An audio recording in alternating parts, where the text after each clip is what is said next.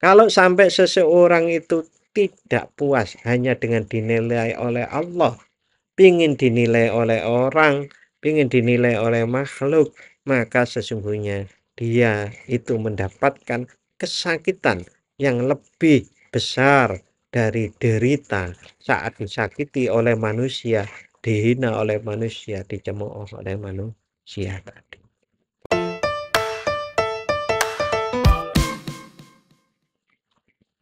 A'udzubillahi minasyaitonirrajim. Bismillahirrahmanirrahim. Alhamdulillahi rabbil alamin. Wassalatu wassalamu ala asyrafil anbiya'i wal mursalin. Sayyidina wa maulana Muhammadin wa ala alihi wa sahbihi ajma'in. Rabbi syrah li sadri wa yassir li amri wahlul 'uqdatam min lisani yafqahu qawli. Rabbi zidni ilma warzuqni fahma min ya rabbal alamin. Bapak-bapak dan saudara-saudara rahimakumullah. Alhamdulillahirabbil alamin. Malam hari ini kita melanjutkan kajian syarah al-hikam. Shalawat serta salam semoga tetap terlimpahkan kepada Nabi Muhammad Shallallahu Alaihi Wasallam. Malam hari ini pembahasan kita sampai pada halaman 177 yang dari bawah itu 3 baris. Yang qala al-Imam Abul Qasim Al-Qushairi radhiyallahu taala anhu. Oh, ini gini. Wa kadzalika man istahla halan au sakana maqaman. Itu nanti. Nah, itu masih menjelaskan hikmah yang ke-204 yang dimana Ibnu Athaillah Sakandari beliau dawuh mata alamaka iqbalun nasi alaika au tawajjuhuhum bidzammi ilaika farji ila ilmillahi fika fa in kana la yughni'uka ilmuhu fa musibatuka bi adami qana'atika bi ilmihi asyaddu min musibatika bi wujudil adza minhum. Ketika kau tersakiti lantaran manusia meneliti kejelekanmu atau mereka mencelamu, kembalilah pada pengetahuan atau pengawasan atau penilaian Allah tentang dirimu.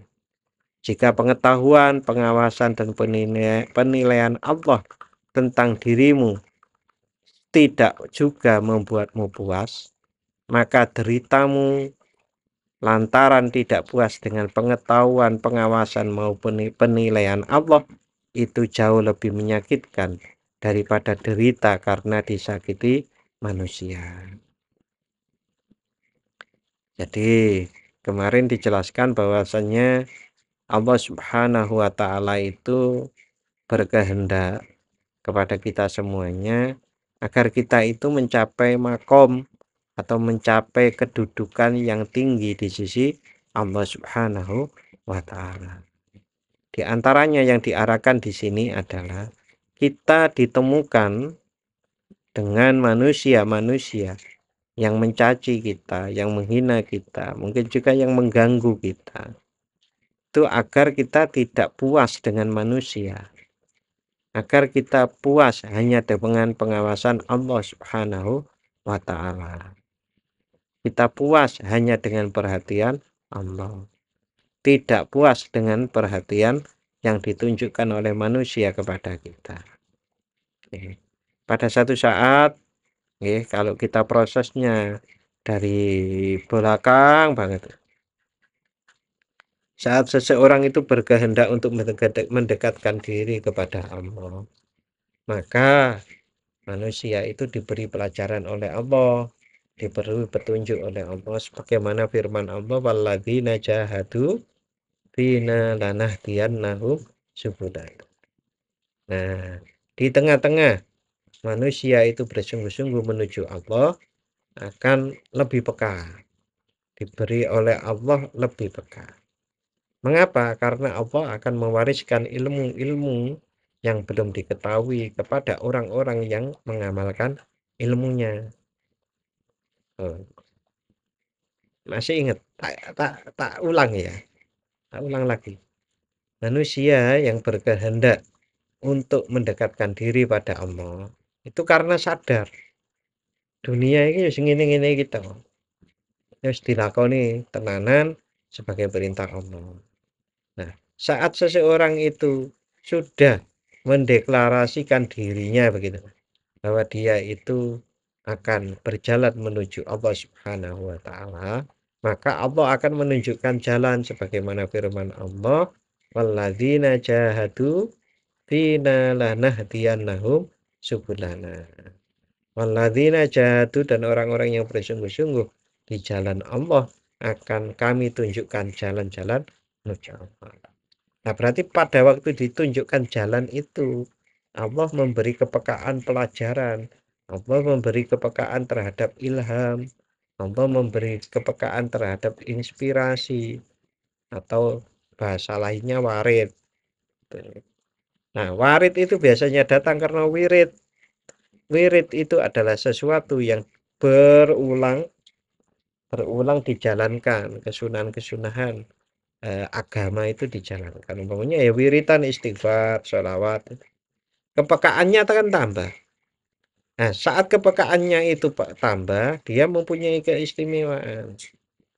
Tidak lebih tinggi daripada orang di sekelilingnya. Saat seseorang itu lebih tinggi dari sekelilingnya, dia mulai puas dengan itu. Nah, Allah nggak terima. Nah, kok kamu itu kok malah puas sama manusia, walaupun kamu mengerti bahwasannya keistimewaan itu aku yang beri, kamu sering lalai. Oleh karenanya ada orang-orang yang menghina dia, yang mencemooh dia, yang tidak sepakat dengan dia, agar manusia itu tidak puas dengan manusia. Lalu sadar dengan puas hanya dilihat oleh Allah. Gak penting manusia itu. Nah, kemarin ada yang tanya, Pak, kalau begitu kan jadi ndablek. Nah, karena itu tadi, puas dengan pengawasan Allah itu berarti ya turut dengan ajaran-ajaran Allah, atau bertakwa itu. Saat dia itu turut pada Allah, maka yang penting adalah bagaimana pandangan atau penilaian Allah terhadap dia. Penilaian manusia itu tidak dipedulikan. Wong manusia yang penting kan diridhoi oleh Allah. Nyatane aku wis umpamanya berbuat membantu dia sebaik-baiknya, umpamanya begitu. Nyatane ya ora dihargai lah. Itu berarti kan tidak dihargai manusia. Cukup bahwasanya kita bantu itu karena perintah Allah. Cukup itu.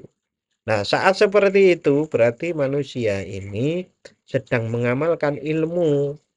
Saat seseorang itu sedang mengamalkan ilmu, pasti akan ditambah ilmu yang baru oleh Allah. Untuk apa ilmu yang baru? Untuk lebih berkualitas lagi. Nah, ilmu baru itu sama seperti tadi. Ada kalanya muncul sebagai pelajaran, ngaji, paham, nge. Kadang ada orang paham tapi juga enggak nge. Cuma paham, sebatas paham, tidak sampai rasa. Nge itu sampai rasa. Nah, saat seperti itu kan kemudian itu mengalir terus agar manusia itu semakin semakin berkualitas di hadapan Allah Subhanahu wa taala. Kalau sampai seseorang itu tidak puas hanya dengan dinilai oleh Allah, pingin dinilai oleh orang, pingin dinilai oleh makhluk, maka sesungguhnya dia itu mendapatkan kesakitan yang lebih besar dari derita saat disakiti oleh manusia, dihina oleh manusia, dicemooh oleh manusia tadi.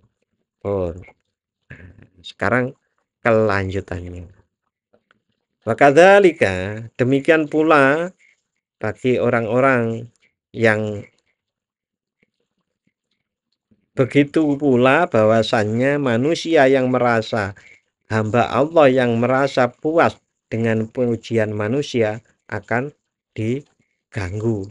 Diganggu dalam tanda kutip, diberi pelajaran oleh Allah agar tidak senang dengan manusia tadi. Seperti itu, man istahla, barang siapa yang merasa manis halan terhadap suatu keadaan. Ausakana makoman atau merasa nyaman di suatu makom kedudukan tingkatan spiritual. Aku wis iso khusyuk. Umpamane begitu. Nah, itu manis. Alhamdulillah, maknyes, gitu kan gitu. Nah, itu namanya istahla halan ausakana makoman. Famin sunnatillahi ta'ala ma'a auliyaihi, maka termasuk kebiasaan atau sunnatullah terhadap sunnatullah atau kebiasaan Allah terhadap para walinya, taswisyu dzalika alaihim, adalah membuat keadaan tersebut menjadi goncang bagi para wali Allah. Agar apa? Agar tidak mengunggulkan walaupun kepada dirinya sendiri. Aku wis nyaman nang gini. Jangan begitu, teruslah berjalan menuju Allah Subhanahu wa taala. Sebagaimana kisah Nabi Ibrahim itu sudah diangkat jadi nabi saja. Saat kemudian Nabi Ibrahim itu merasa nyaman, merasa ayem dengan hadirnya Nabi Ismail, wah, kasih mimpi suruh nyembelih. Ya, kayak gitu, itu yang luar biasa Nabi Ibrahim. Nah, kalau kita mungkin ya gitu, udah merasa ada kekhusyuan, kita rasakan memang khusyuk. Nah, kita merasa nyaman, wah enak ya khusyuk. Nah, saat kita enak khusyuk itu loh mengganggu sebetulnya komunikasi atau menghadapnya hati kita, penyaksian kita kepada Allah mengganggu karena nikmatnya itu. Harusnya nikmatnya itu adalah menyaksikan Allah Subhanahu wa taala. Hanya kepada Allah. Bahwa min ghairatihi. Hal ini adalah bagian dari kecemburuan Allah ala qulubihim terhadap hati para walinya, li Allah tastakni sabi ghairihi, saat hati para wali itu merasa nyaman, merasa ayem dengan selain Allah.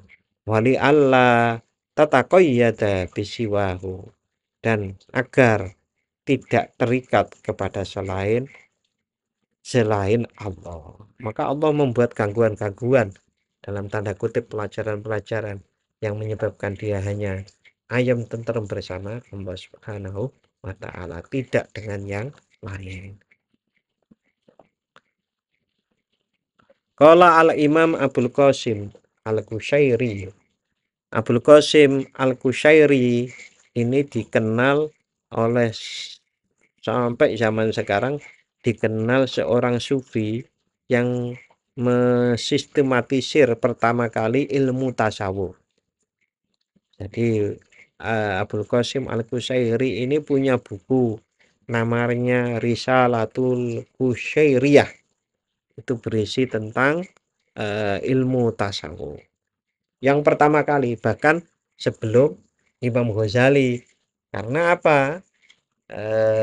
Imam Ghazali itu 450-an Hijriah, Imam Qushairi itu sekitar 376 Hijriah. Jadi pada waktu Imam Qushairi ini meninggal, Imam Ghazali baru berumur sekitar 10 tahun. 10 sampai 15 tahun. Ini orang pertama kali. Mengapa Imam Qushairi itu mengarang Risalatul Qushairiyah? Karena banyak sufi-sufi yang tidak paham ilmu tasawuf, nggak paham, tapi ngelakoni kayak sufi-sufi liane itu. Oleh karenanya Imam Qushairi mencoba memberikan pemahaman melalui tulisannya, biar orang itu berilmu, tidak hanya merasakan, tidak hanya sufi saja, tapi juga berilmu. Imam Qushairi radhiyallahu taala anhu, beliau berkata, wa minal maqati'il muskilati, di antara hal yang sulit, yang memotong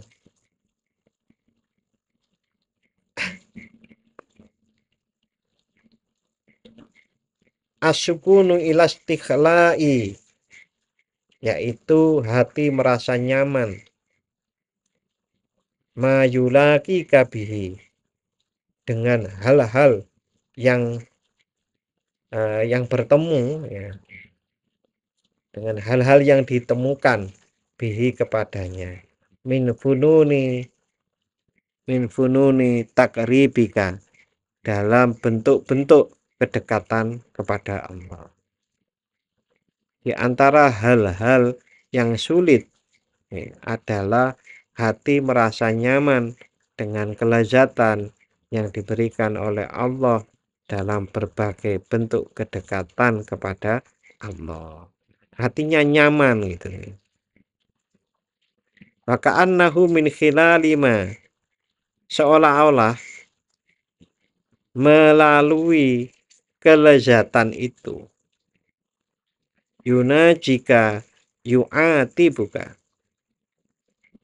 Allah menyelamatkanmu dengan menegurmu. Fa innahu bikulli latifatin, sebab di balik setiap kelembutan. Fa innahu bikulli latifatin, sebab di balik setiap kelembutan, yasifuka wa yudribuka, ada persifatan yang dia berikan, yang Allah berikan. Wa tahtaha khodaun khafiyatun, dan di bawahnya ada nasihat yang tersembunyi. Oke. Jadi di setiap sesuatu kelembutan yang kita terima dari Allah Subhanahu wa Ta'ala, kita merasa delek rezeki gampang, sehat terus, dungo ya gampang terkabul. Itu adalah kelembutan-kelembutan yang diberikan oleh Allah kepada kita. Nah, di saat seperti itu ada nasihat yang tersembunyi. Waman adrokathu as-sa'adah, barang siapa yang menemukan keberuntungan, as-sa'adah kebahagiaan atau keberuntungan, kasyifatan yang terbuka,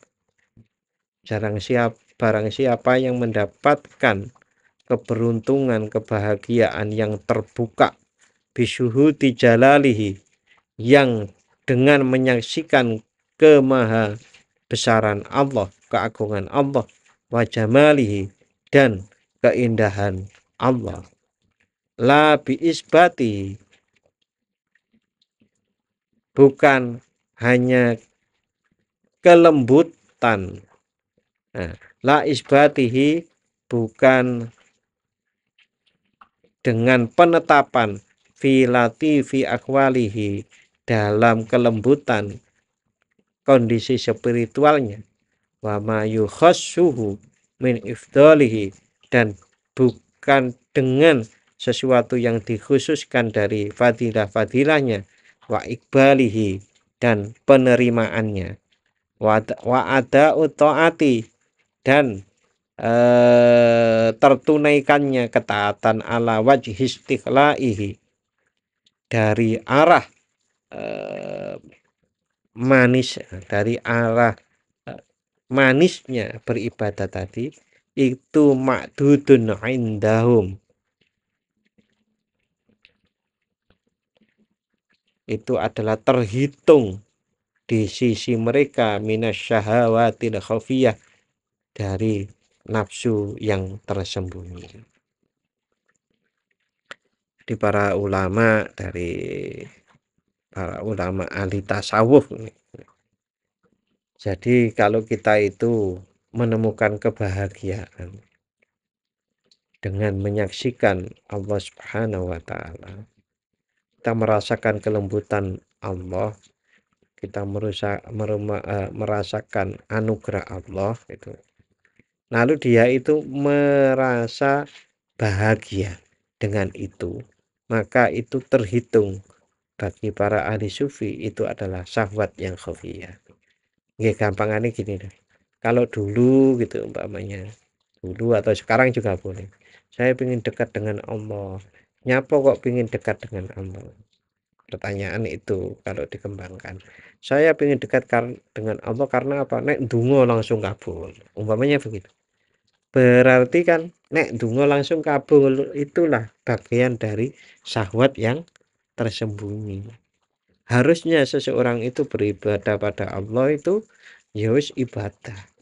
Karena memang dia hamba dan Allah sepatutnya disembah. Niku nek para sufi niku sampai kaya ngoten niku pancen. Lamin hadal makna dan dikisahkan dari makna ini madukiro an Sayyidi Abdul Hasan Asyadili. Dikisahkan dari Sayyid Abu Hasan Asyadili, semoga radhiyallahu an, lama dakhala ala syaikhihi, saat Syekh Abu Hasan Asyadili radhiyallahu an itu sowan kepada gurunya yaitu Abu Muhammad Abdus Salam fi awalima laqiyahu, di saat awal mereka bertemu, di saat awal Syekh Abu Hasan Asyadili bertemu dengan gurunya, wa sa'alahu an khalihi, dan beliau bertanya tentang kondisi gurunya. Faqala lahu, maka menjawablah gurunya kepada Syekh Abu Hasan Asyadili, asku ilallah min bardir ridho, aku mengadu kepada Allah atas dinginnya rasa ridho. Ridho itu dingin. Wa taslim, dan penyerahan diri. Kama tashku anta min harri tadbir, sebagaimana engkau mengadu atas panasnya pengaturan wal ikhtiar dan pilihan. Itu Syekh Abu Abdus Salam Al-Masis. Jadi gini Pak, kita itu kalau dari kalimat ini, kita itu sering merasa panas itu capek dengan pengaturan-pengaturan yang di sekeliling kita. Umpamanya gawe bendungan wis arep dadi jebol, kan capek kita. Mulang murid wis diulang balik-balik ora iso-iso, itu rasa capek. Maka kita itu kemudian berdoa kepada Allah. Nah, kita itu mengadu kepada Allah betapa panasnya atau capeknya usaha dan ikhtiar. Tapi bagi gurunya Syekh Abu Hasan Asyadili, bahkan dingin atau nyamannya ridho dan penyerahan diri itu pun itu diadukan. Diadukan itu maksudnya dimintakan agar tidak terlena di situ. Iya. Ya begitu. Orang itu kalau lagi merasa diridhoi oleh Allah, kemudian merasa nyaman dengan tawakalnya kepada Allah.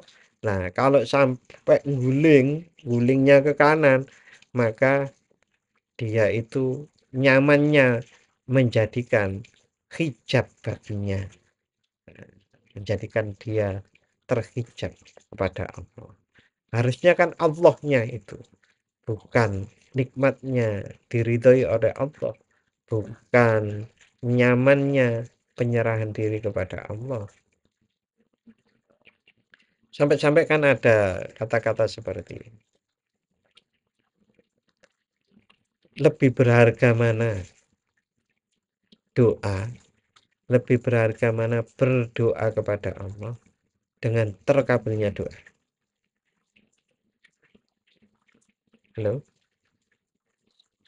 Lebih lebih bagus berdoa.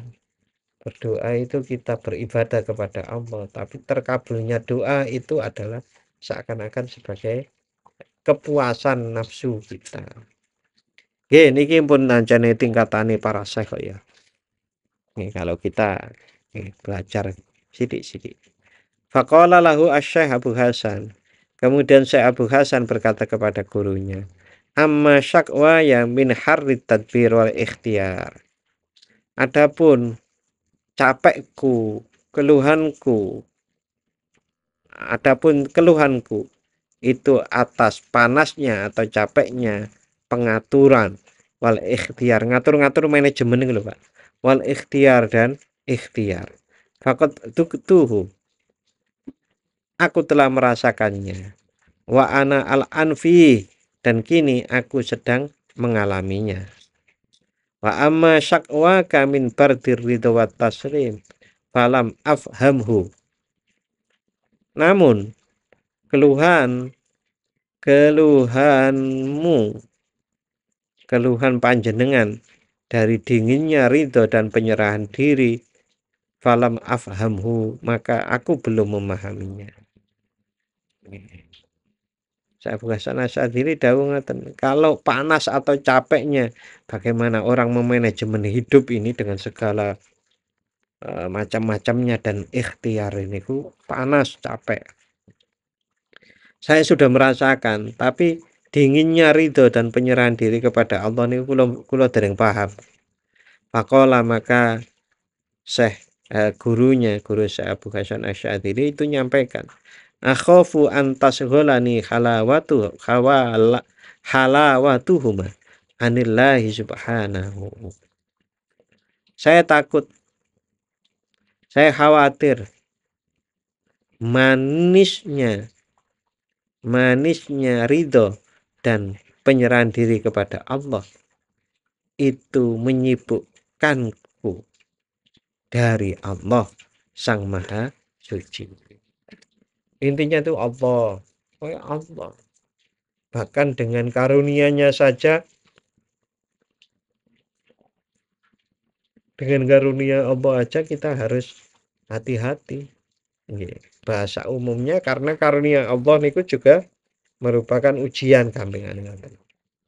Di antara ujian yang paling halus niki disampaikan di sini, yaitu saya khawatir manisnya ridho, manisnya bertawakal kepada Allah itu akan menyibukkanku dari Allah. Saya khawatir karunia uang 1 miliar ini menyibukkanku, melalaikanku dari Allah. Tapi rata-rata kan memang begitu toh. Banyak orang yang pada lalai kepada Allah saat menerima anugerah.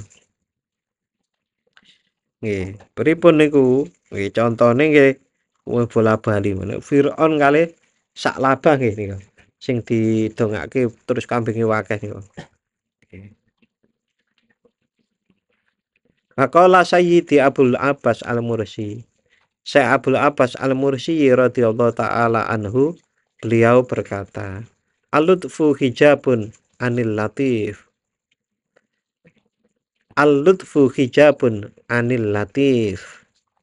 Kelembutan karunia Allah adalah hijab dari Sang Maha Lembut, yaitu Allah itu sendiri. Yakni maksudnya asyukunu ilaihi, merasa nyaman terhadap merasa nyaman dengan anugerah, wal wuqufu indahu, dan berhenti pada lembutnya anugerah, indahu wa syiddatal farahi bihi, atau terlalu bergembira kepadanya, bergembira dengan anugerah, nyaman dengan anugerah, berhenti pada anugerah, ataupun bergembira yang keterlaluan dengan anugerah, itu berpotensi menjadi hijab dari yang memberi anugerah. Ini ku wau umpamane ana bocah diparingi duit bapake wakeh. Baru ngono dolan ae sampe bapake ku doleki nang ndi anakku iki. Iki lho dikai anugerah kok malah lali karo bapake. Fakadzalika qala Asyiriyu Asyaqati. Demikian pula Siri Asyaqati. Beliau berkata radhiyallahu an, Lau anna rajulan dakhala ila bustanin fihi min jami'i ma khalaqallahu ta'ala minal asjar. Seandainya seseorang memasuki taman yang di dalamnya terdapat segala jenis pohon ciptaan Allah. Alaiha min jami'i ma khalaqallah, dan eh, di atas pohon-pohon itu ada ciptaan Allah dari minal atyar, dari burung. Faqatabahu kullu ta'irin minha bilughatihi. Maka burung-burung yang bertengger di atas pohon-pohon, burung-burung yang bertengger di atas pohon itu satu persatu itu khotobahu mengucapkan kepadamu. Waqala, dan berkatalah burung itu, assalamu alaika ya wali ya Allah. Salam bagimu wahai wali Allah. Fasakanat,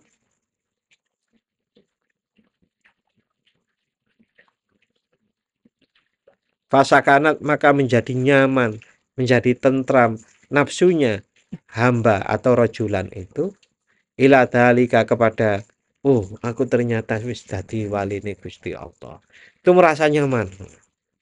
Karena fi aidiha asira, maka ia telah menjadi tawanan bagi kenikmatan. Bagi pangkat kewalian dia menjadi tawanan. Tawanan niku pripun? Tawanan niku nggih mboten saged maju malih. Tawanan niku terikat. Apa teh, Pak? Ilmu abad, guys. Maka ba'dhum, dan sebagian para ahli sufi berkata, la yakunu sufiyu sufiya. Seorang sufi sejati tidak akan. Nah, la yakunu sufi, tidaklah seorang sufi itu sufian, menjadi sufi sejati, hatta la tukillahu ardun, sehingga la tukillahu ardun wala tadhilluhu, di la takiluhu, tidak menopangnya bumi, wala tadhilluhu samaun, dan tidak menaunginya langit. Yes, secara terjemahan bebasnya, seorang sufi sejati tidak akan ditopang oleh bumi atau dinaungi oleh langit. Wala yakunu lahu qabulun indal khalqi, dan tidak akan diterima oleh makhluk. Wa yakunu marji'uhu, wa ayakunu marji'uhu fi jami'i umurihi ilal haq, dan dalam segala urusannya ia hanya bergantung kepada Sang Maha Benar atau Allah. Seseorang sufi tidak mendapatkan predikat sufi sejati kalau dia belum mengembalikan semua urusannya bergantung kepada Allah Subhanahu wa Ta'ala. Dia tidak merasa ditopang oleh bumi, juga tidak merasa dinaungi oleh langit. Semuanya adalah dari Allah Subhanahu wa Ta'ala. Contoh yang paling mendekati ini adalah saat Nabi Ibrahim di dalam ayat Al-Quran. Di situ disebutkan mau ditolong oleh malaikat Jibril. Lo tolong po. Ngoten niku nggih bahasa Jawa niku. Nah, Nabi Ibrahim niku sudah ditaruh di tengah-tengah kayu. Tinggal dilontar begini saja itu api. Sampai ke kayu-kayu itu terbakar semua. Ngoten niku lho. Nah, malaikat itu tanya kepada Nabi Ibrahim, "Kula tulungin apa?" "Boten, ora butuh." Ora butuh karo malaikat. Saya hanya ingin ditolong oleh Allah. Ngoten niku Nabi Ibrahim. Makanya jadi bapak para nabi.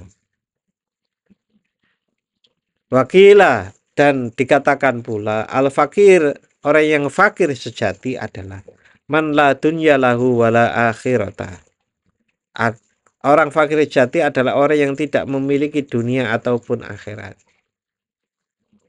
Itu miskin sejati. Nang dunya ora duwe apa-apa, nang akhirat ya ora duwe apa-apa. Miskin sejati. Jadi al-fakir man la dunya lahu wala akhirata. Orang fakir sejati adalah orang yang tidak memiliki dunia ataupun akhirat. Jadi nang dunya ya gak duwe bondo, ya karena gak duwe bondo itu nekat dengan segala macam sing harum-harum diterjang itu, nyolong-nyolong diterjang umpamanya, maka di akhirat kan gak dapat. Berarti dia di dunia nggak dapat, di akhirat juga nggak dapat. Itu adalah fakir sejati. Fa'in uridu ala malik, jika ia dihadapkan kepada penjaga neraka malaikat Malik qala, maka malaikat Malik ini berkata, laisa min rijali, dia bukan salah satu dari pengikutku.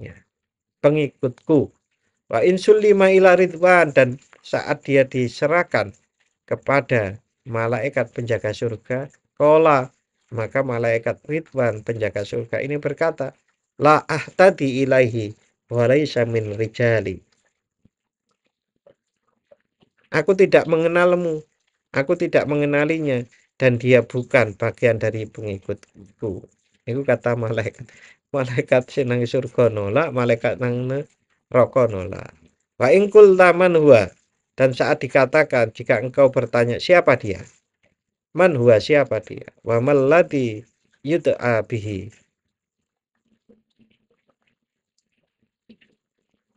bagaimana dia dipanggil, wa mallati yud'a bihi, bagaimana dia dipanggil, siapakah dia, sapa to celukane sapa,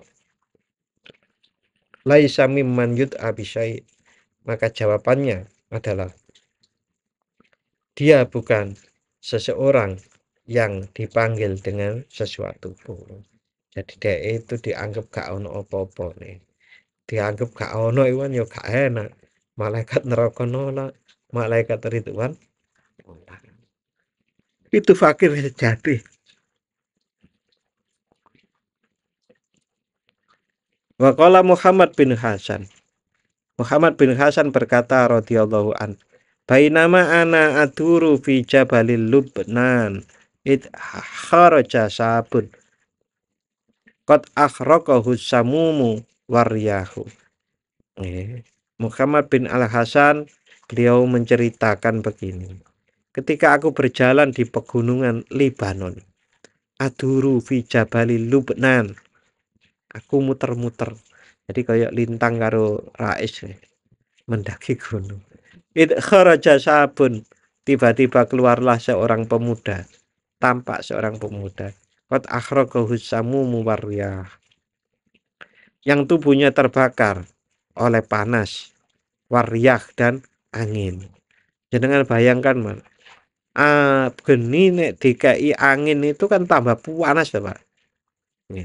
Falamma nadhara ilayya, dan tatkala pemuda itu menengok kepadaku, walla hariban, ia segera dia menghindar dan lari. Fattabi'tuhu, maka aku mengikutinya. Faqultu lahu, dan aku berkata kepadanya, idni bi kalimatin, nasihati aku dengan satu kalimat.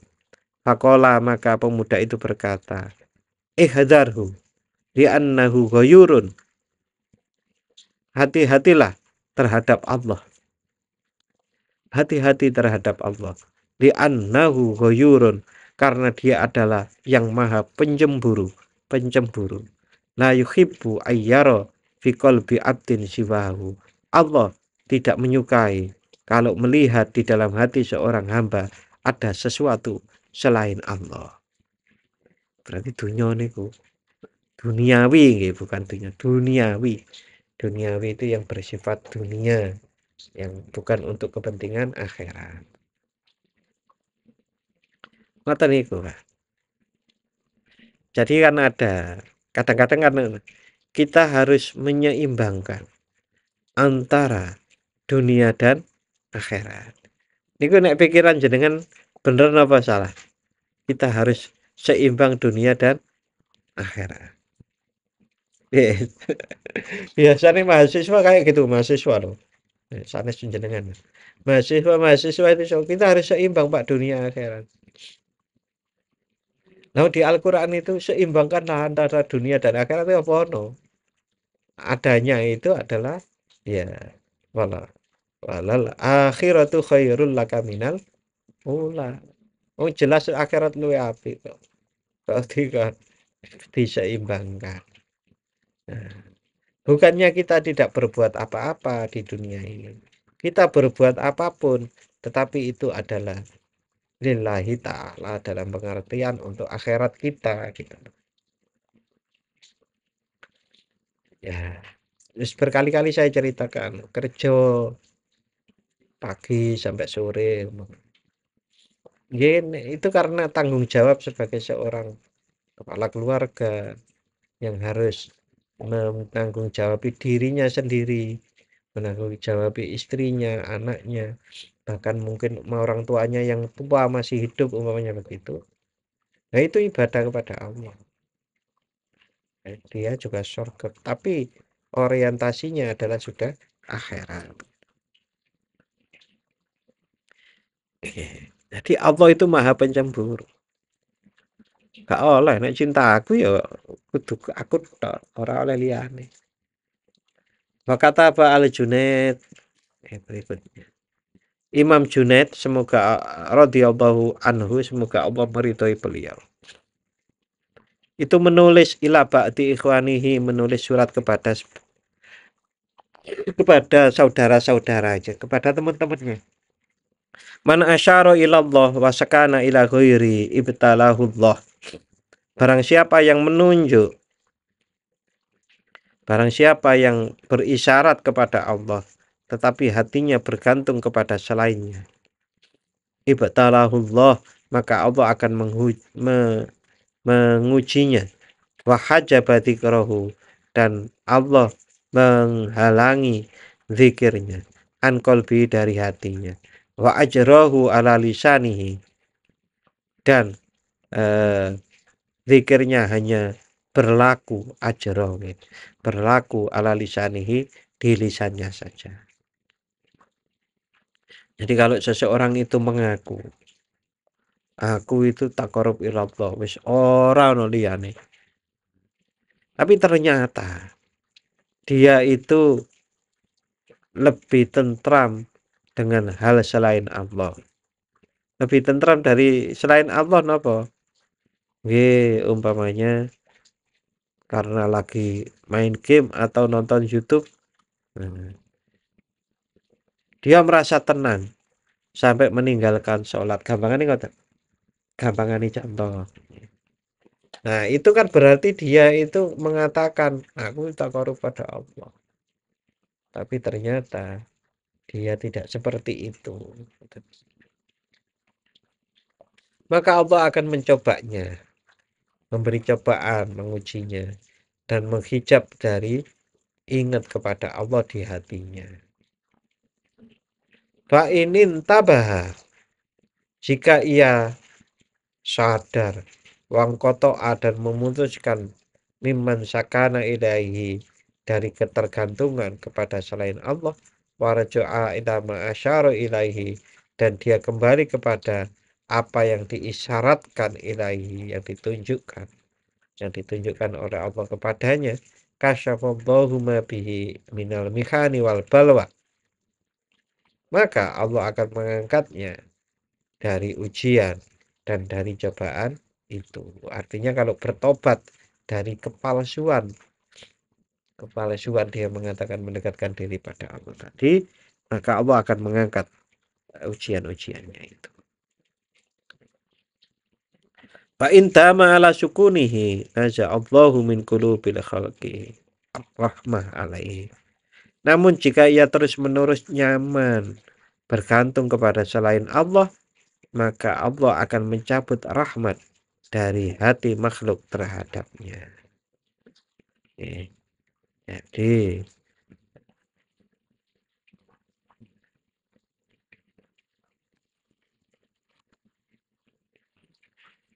nek dulu sebelum sebelum merasa tenang dengan anugerah-anugerah Allah, namanya dulu sebelum merasa tenang dengan anugerah-anugerah Allah,